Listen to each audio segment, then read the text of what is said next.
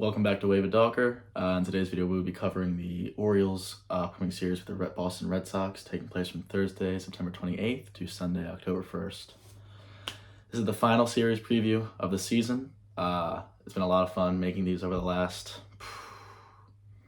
month or so, 3 or 4 weeks. I haven't really kept track, but it's been a lot of fun making these series preview. Once we hit the postseason, I'm going to be doing game-by-game previews. I think it's going to be a much more fun and attainable and just more enjoyable video for me to film rather than just making, because the ALDS 5 games, it's like 1 or 2 days in between each game, so I don't want to do a whole thing. I'd rather do game by game. I can go more in depth because each game means a hell of a lot more than a regular season game, so I think it'd be more important and just more impactful if I do game by game. So that's my plan for the postseason.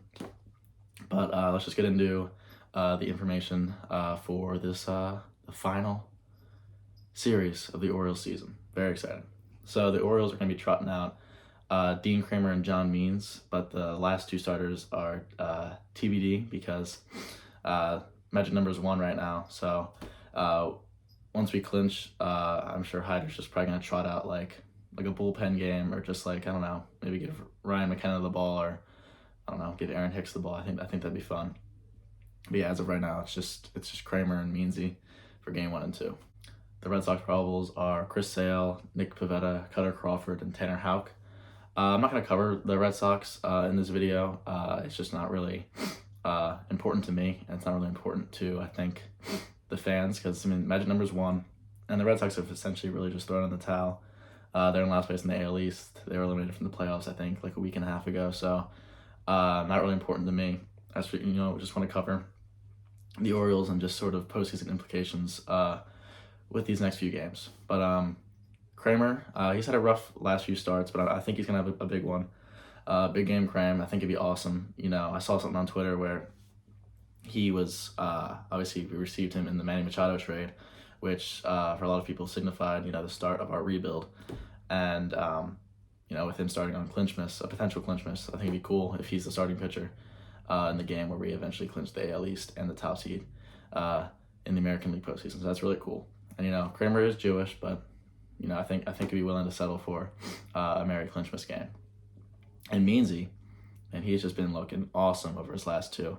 Like I said a few weeks ago, his first start, it's a little rough, but first start back from Tommy John, what can you expect? But I think every game he's settling in a lot more and looking a lot better, so it's great to see that. And honestly, I think it's between him or Kramer for our game 3 starter. We're assuming that Bradish and Rodriguez are our game 1 and 2 starters in the postseason. But Meansy's looked awesome. He had 6 no-hit innings in his last outing, so that was just incredible. It was just awesome to see that.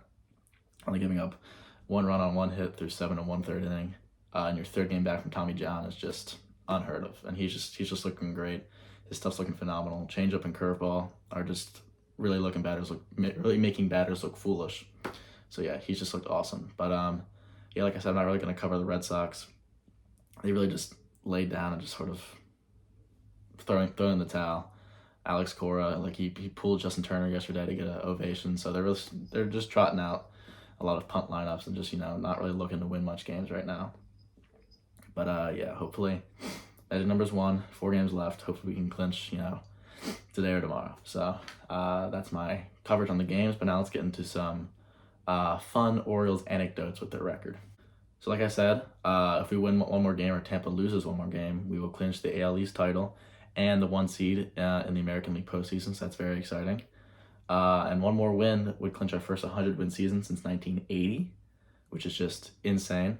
And if we clinch the top seed in the AL postseason, it will be our first 1 seed since 1997, where we lost in the ALCS to the Cleveland Indians. So a lot of first things in a while for this Orioles team. And if we win out and get to 103 wins, that'll be our most wins since 1970, where we won 108 games and the Orioles went on to win the World Series. So a lot of exciting things can happen over these next 4 games. But I'm really excited. I am working tonight, which is a bummer, so I won't really be able to watch much of the potential clinchmas game, but I'm going to be, paying attention as I can, and hopefully cut, towards the 8th or 9th so I can see, the final out, because that would just be surreal. First AL East title since 2014. That season was just was an awesome season, and it sucks that we lost the way we did, getting swept by the Kansas City Royals. But I don't know, this team feels different. This is the best Orioles team of my lifetime by a long shot. It's just been a phenomenal season to watch. It's been a pretty good year for me as a sports fan, just in general. Orioles playing as they are, Eagles making it to the Super Bowl, the Kings making it to the playoffs for the first time since 2005, which is just insane. A lot of fun. But I hope you guys enjoyed these series previews. And I'm excited to start filming my playoff previews, game 1, game 2. That's how probably I'm gonna frame them. And I might start doing some additional content, like maybe like football pick'ems, like weekly, just picking my favorites for the games. Might do some NBA content potentially, but we'll see. And I am starting a podcast soon with my school, my school's radio station, and I'm gonna ask the director of the station if I could upload it to like a personal channel as well as the school's channel, because I think it'd be cool, and that'd allow me to promote it a little bit more with myself rather than it being lumped in with the rest of the school's podcast uploads. So we'll see. I'm excited. A lot of content is coming out. I'm trying to keep myself busy. I'm having fun making this content. I like what Wave of Docker sort of turned into, and I'm excited to see what I'm going to be able to do over the next few weeks. But I hope you guys enjoyed this preview. Go O's, and let's win the fucking division. Go O's. Merry Clinchmas. Let's get this fucking done. Let's go. Let's go, Crumb Dog. I sound corny as hell, but let's go. All right, I'm excited. Go O's, and I'll see you guys in the next video. Peace out.